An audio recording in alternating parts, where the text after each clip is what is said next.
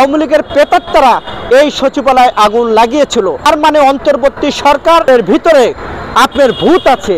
যদি আপনারা ব্যর্থ হন তাহলে জনগণের কাছে ক্ষমতা ফিরিয়ে দেন। বাংলাদেশের মানুষ হতাশ হয়েছে। আজকে আমাদেরকে নতুন করে নাটক শুনতে হলো। শেখ হাসিনা পালিয়েছে, কিন্তু শেখ হাসিনার প্রেতাত্মা এবং ভারতীয় প্রেতাত্মারা কিন্তু পালায় নাই। আপনারা যারা সাংবাদিক আছেন, আপনাদের মধ্যেও কিন্তু ভারতীয় এবং আওয়ামী লীগের প্রেতাত্মারা এখনো তারা বিভিন্ন দিকে ঘোরাফেরা করছে। বাংলাদেশের মানুষ হতাশ হয়েছে অন্তর্বর্তী সরকারে যারা আছেন তাদের প্রতি। বাংলাদেশের মানুষের প্রত্যাশা ছিল আওয়ামী লীগ এবং ভারতের প্রেতাত্মাদের আইনের আওতায় আনবেন, কিন্তু আমরা লক্ষ্য করতে পেরেছি গত 17 বছরে বাংলাদেশে কোনো দুর্ঘটনা ঘটলে আওয়ামী লীগ সরকার নামে মাত্র একটি তদন্ত কমিটি করে তারা বাংলাদেশের মানুষকে ভুল বোঝানোর চেষ্টা করত। আজকে নতুন করে আমরা অন্তর্বর্তী সরকারের একটি নাটক দেখতে পেলাম যে এই সচিবালয় 8 তলায় একটি আন্তর্জাতিক প্রশিক্ষিত কুকুর ছিল।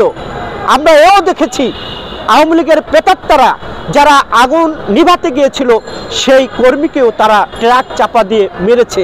কিন্তু বাংলাদেশের মানুষ হতাশ হয়েছে। তারা একটি নামে মাত্র কমিটি করে শেখ হাসিনার মতো, শেখ হাসিনার ভাষায় তারা বললেন যে এটা শর্ট সার্কিট। এটা বাংলাদেশের মানুষ বিশ্বাস করে না। বাংলাদেশের মানুষ বিশ্বাস করে যে আওয়ামী লীগের প্রেতাত্মারা এই সচিবালয়ে আগুন লাগিয়েছিল। তার মানে অন্তর্বর্তী সরকারের ভিতরে আপনার ভূত আছে।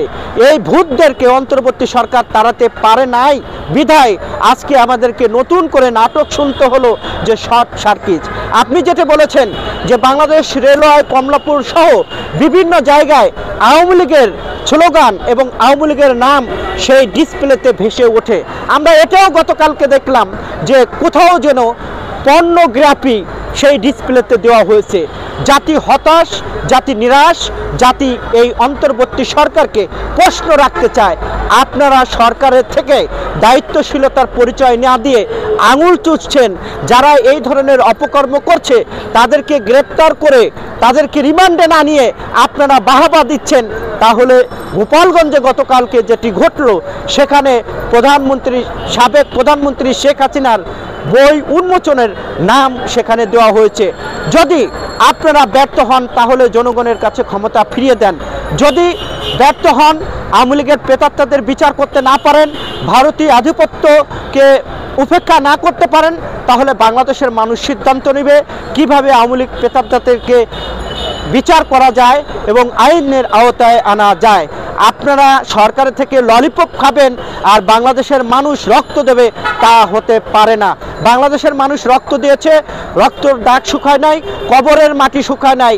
ইতিমধ্যে আমরা নানান ষড়যন্ত্রের গন্ধ পাচ্ছি এবং ভারতের দিল্লিতে বসে শেখ হাসিনা এবং মোদির কোলে বসে শেখ হাসিনা বাংলাদেশ নিয়ে অরাজকতা করার চেষ্টা করছে।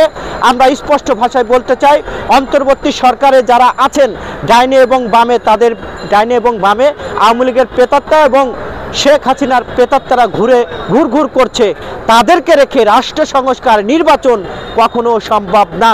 অন্তর্বর্তী সরকারের উচিত হবে গত 17 বছরে যারা অপরাধী তাদেরকে আইনের আওতায় এনে এই সকল অপরাধের যারা জড়িত ছিল তাদেরকে বিচারের আওতায় এনে সংস্কার এবং জাতীয় নির্বাচন দিয়ে একটি গণতান্ত্রিক সরকার এবং রাজনীতিবিদদের হাতে যদি তুলে দিতে পারে তাহলে এই সমস্যা থেকে সমাধান হবে, তা না হলে হবে না।